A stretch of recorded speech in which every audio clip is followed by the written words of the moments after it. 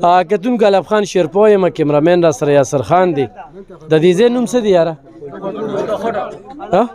خټ کلی کتونکو په خټ کلی کې موجود یم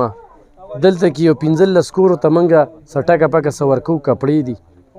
او دغه په دې ته پیزار ورکه پیزار کېږده کپړې دي پیزار دی ورسره د ماشومانو لپاره چې کم دی نو دا یو بسکټو ډبې ږدو ورسره دا یو څادر دی دا خلک هم سیلاب وخلی دي ضرورتمند دي خو دا کلی چې کم دی نو ډېر سیټ ته دی نو دې طرف ته هم توجه کې راشه مشره دلته کې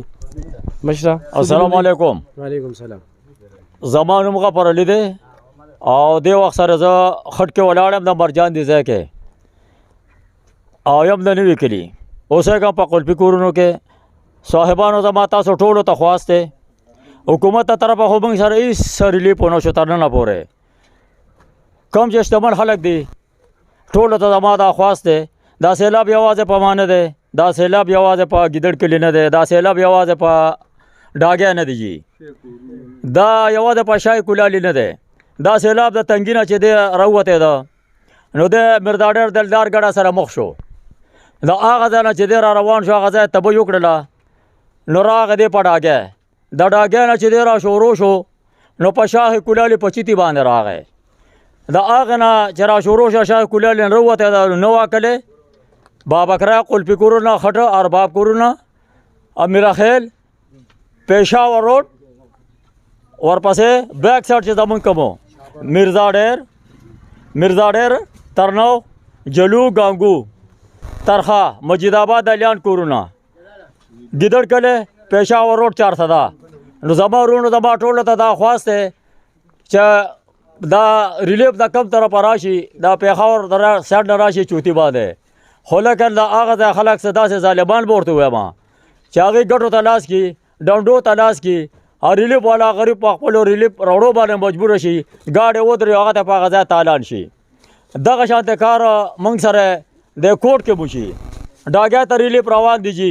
شای کولالي ته ریلیف روان دی او بله ورځ مې داسې یو واقعه وکتله چې ریلیف راغی نوي کلي ته دارالعلوم ته د شردبان استاد دارالعلوم ته د شای کولالي نه څو کسان راغلل او ګاډي ته وختېدل هغې په خپله خوښه د نوي کلي خلکو له تېنه سامان راکوز که باقیه تېنه په زور زبردستۍ باندې خپل علاقې ته یوړه. زه دې ټولو ته دا خواست کوم چې داسې نه کېږي د هر غریب سره دی په خپله حصه باندې د هغې دغه دې وشي مخنیوي دې وشي. دویمه خبره زه دا د دریاسواد سرزما جغته علاقه ده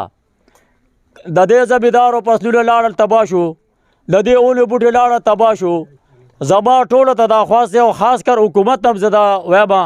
چې دې زمیندارو سره دی دي هلې ځلې وکړي او دوی له دې څه معاوضه ورکړي دا ټکر دی د برابر دی موږ ته وشي. دویمه خبره مې دا زما تعلق یو مزدور طبقې سره دی هر زمیندار سره به 1500 کسانو مزدوري کوله په دې ټایم باندې په دې ټاپانو کې لګیا وو د دې نه وړاندې باندې ګنو کې سپیانې کېدی هغه سپیانې چې ختمې شولې د سارو غټ تکلیف دی د گیا نه چا سره دا خبره چې گیا شته دی بوس کوي هغه 100 کسانو سره دي هر چا سره نشته. زه څه که چا ګلي رارې به باقي پاتې را سیلاب نه بچه دا به زه ظلم نه کوم دا به مکمل زه ظلم کوم. مهرباني وکړه ریلیف والا حضراتو ته مې دا خواست دی چې د علاقو کې د بوسه سوانډا بوره وغیره راوړي او زما غونته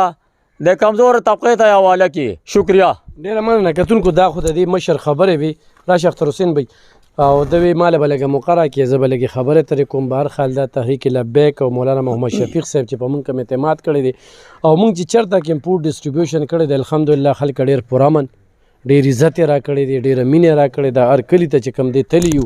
دا خټ کورونه چې کوم دي دا علاقه خو هم ډېره ضرورتمنده ده دلته کې هم راشئ 10 کورونه دي دومره زیات نه دي خو دا 10 کورونه په خپل پام کې وساتئ. سبب اختر حسین دی بسم الله الرحمن الرحیم څنګه د مشر خبرې وکړې نو داسې خو به نه کوو ځکه چې دا ټوله علاقه را کوم سیلاب چې والی نو که شاهي کولالي ده ترناب دی را روان دي تر تقریبا د نوشهره پورې څونه چې افیکټډ ځای نه دا ټول حقدار دي او په کله چې ټولو ته حق ملو شي او که د یو سړي حق نه دی وغیر علي نو ظلم به کوي. په هر حال موږ د ډاکټر دغه د شفیق امیني صاحب ډېر زیاته شکریا ادا کوو چې تقریبا د سایټ ته را درېیمه پیره چې دوی امداد ورکوي مختلف مدونو کې که د خوراک په مد کې دی که د کپړو په مد کې دی که د پیزار په مد کې دی نو مختلف مدونو کې امداد کوي او څونه مو حضرات چې د هغوی نه هم د تمه ساتو د علت یې ساتو چې د سیلاب څونه والي خلک دي یوازې دا نه چې د خوراک په مد کې یا د کپړو په مد کې دلته څونه زمیندار چې دي اګریکلچر سره وابسته خلک چې دي نو زما په خیال د سیند سره څونه دریا اسواد سره څونه ځمکې چې دي نو هغه ټول زمیندار چې دي نو بس هغوی فصلونه ختم شو. زه به داسې ویم چې فصلونه خو یو سایډ ته خو فصلونو په ځمکو باندې دونه خاورې پرتې دي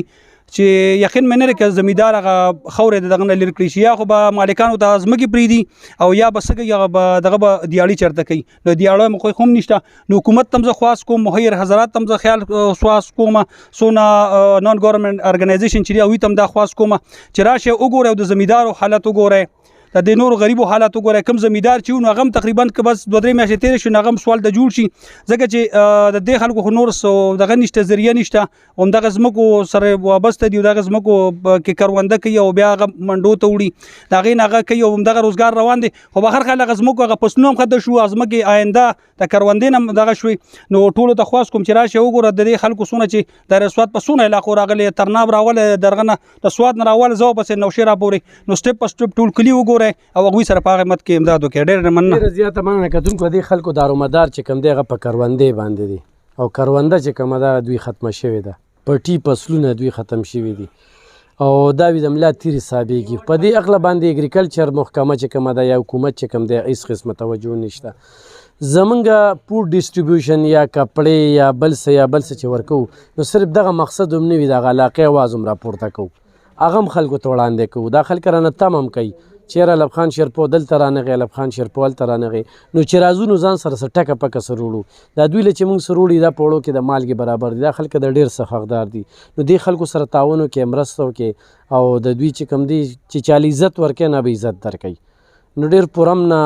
ساده عاجز خلک دي په دې هم نه پوهېږي تر اوسه یې لا خپل شمېر هم نه دی کړی تر اوسه یې لا خپل لیسټ هم نه دی جوړ کړی تر اوسه ورته د خپل کور د نفر هم پته نشته بس سهار روز او ماښام او دغه خدا مې ګیله مې هم ته شته دی او ګیله مې ورته په مخامخ وکړله خو بهرحال دې خټ کورونو ته د علاقې ته چې کوم دی توجه کړې ډېره مننه خوشحاله